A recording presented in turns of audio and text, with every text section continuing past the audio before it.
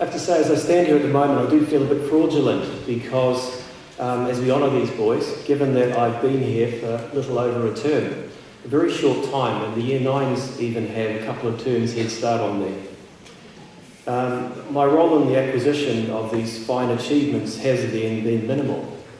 These successes have origins that lie in measures taken well before I set foot here, measures taken effectively by many others, testimony to a real team effort, and a reminder that success takes time as well as talent.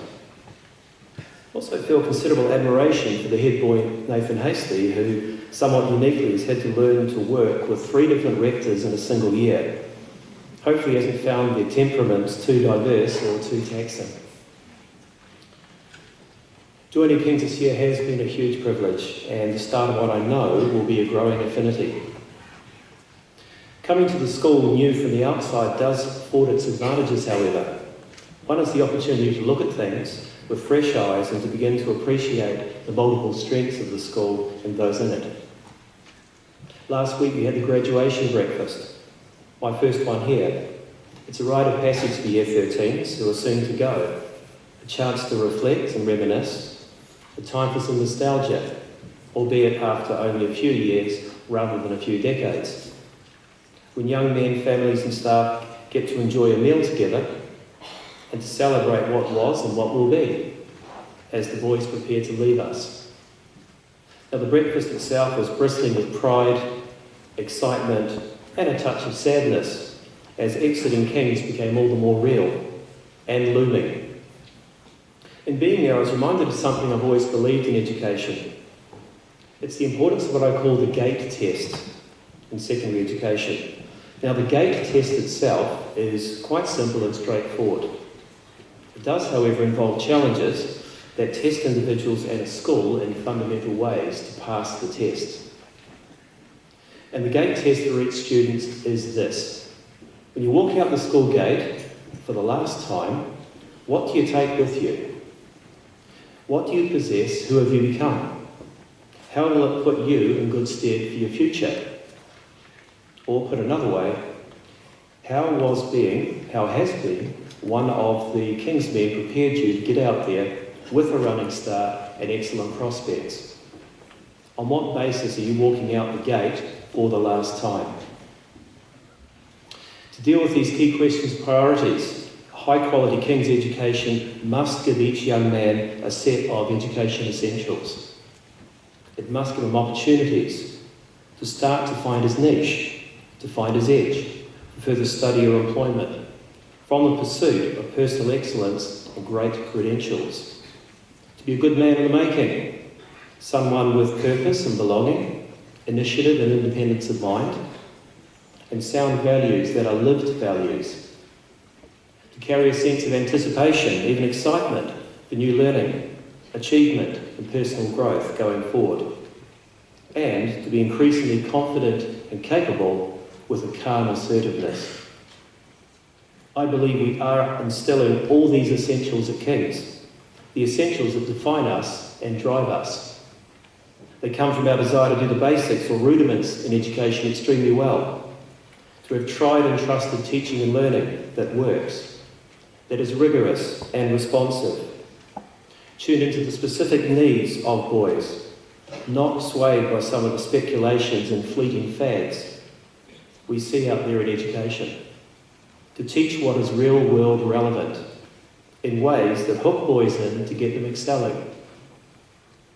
It's said that we need to get them ready for a rapidly changing world, or as the US military calls it, a VUCA world, V-U-C-A, which means volatile, uncertain, complex, and ambiguous. VUCA.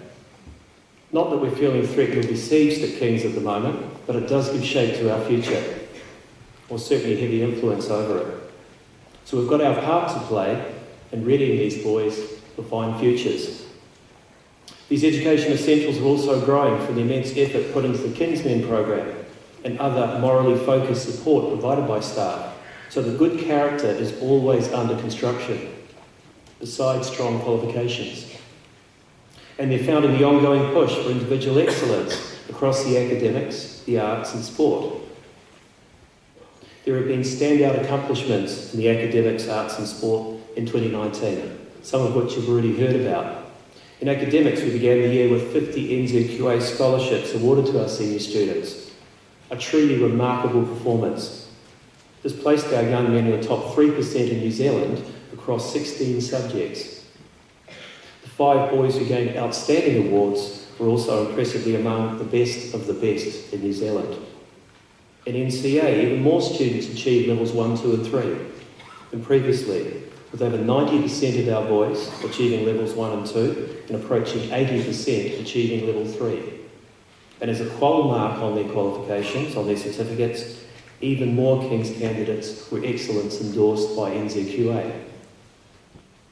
In the arts, the Waka Kultuia placed first in the Otago Southland Kapahaka competition in August to qualify for nationals next year, a massive achievement.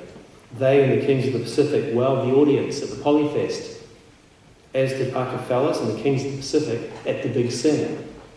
And we had strong individual and ensemble performances at the Shakespeare Sheila Wynne Festival, Otago Theatre Sports, and our musical, Spamalot. In sport, our 2 standout results, in a wider context of expanding sporting excellence, were the first 11 hockey team's stunning Rankin Cup win to be top in New Zealand, and the tremendous placing of our first 11 football team in the top 4 in New Zealand at the national tournament. Both were honoured enthusiastically at the recent Sports Awards with other individual and team accolades.